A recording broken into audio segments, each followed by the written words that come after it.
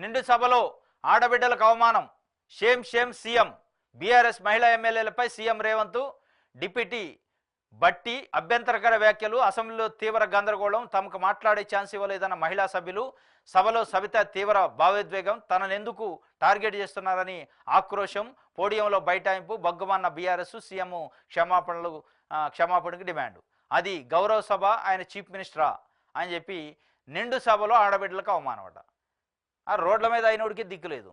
నిండు సభలో ఆడబిడ్డకు అవమానం జరిగిందని బీఆర్ఎస్ పార్టీ ఎక్కడ లేని సానుభూతి, ఎక్కడ లేని గందరగోళం, ఎక్కడ లేని ఆరాటం, ఎక్కడ లేని దిష్టి బొమ్మలు తగలబెట్టని చేస్తుంది. ఇక ఈ రాష్ట్రంలో ఏ మహిళకి బీఆర్ఎస్ పార్టీ పరిపాలనలో 10 ఏళ్లలో మహిళకు అవమానం జరగలేదా? అంటే ఎట్లా ఉంటుందంటే రాజకీయ పార్టీల విధానం, అంటే మీ పార్టీలో ఉన్న వాళ్ళకి చిన్న ఏదన్నా అవమానం జరిగితే చిన్నది దాన్ని పెద్దగా చేపించి రాజకీయ ప్రయోజనం కోసం వాడుకోవడానికి తప్ప నిజంగా మహిళల పైన ఎవరికీ కన్సర్న్ లేదు. మహిళల ఆత్మగౌరవం పైన, మహిళలకు జరుగుతున్న అవమానాలపైన నిజంగానే కన్సర్న్ ఉంటే ఏ మహిళకు జరిగినా ఇట్లే స్పందిస్తే అది నిజంగానే మహిళల పైన కన్సర్న్ ఉన్నట్టు అర్థమైంది.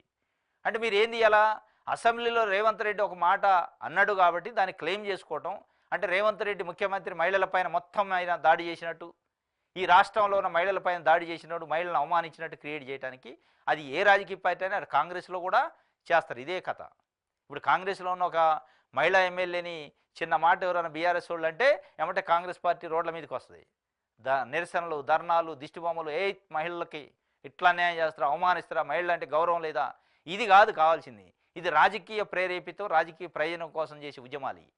నిజంగా మహిళలు అంటే గౌరవం ఉంటే వాళ్ళకి సముచిత స్థానం ఇవ్వాలి, వాళ్ళకి అన్నిట్లలో అవకాశం ఇవ్వాలి, వాళ్ళకి అవకాశాలు ఇవ్వాలి, వాళ్ళకి మహిళలు సమాజంలో సగమమైనట్టు వాళ్ళకు కూడా బడ్జెట్లో సగం ఇవ్వాలి. ఇవన్నీ ఉంటే నిజంగా మీరు అన్నట్టు ఇది ఉట్టిదే, ఇదంతా బోగస్ అనమాట. మహిళలకు ఎట్లా అవమానం చేస్తారు, ఆడబిడ్డలకు అవమానం చేసిండు.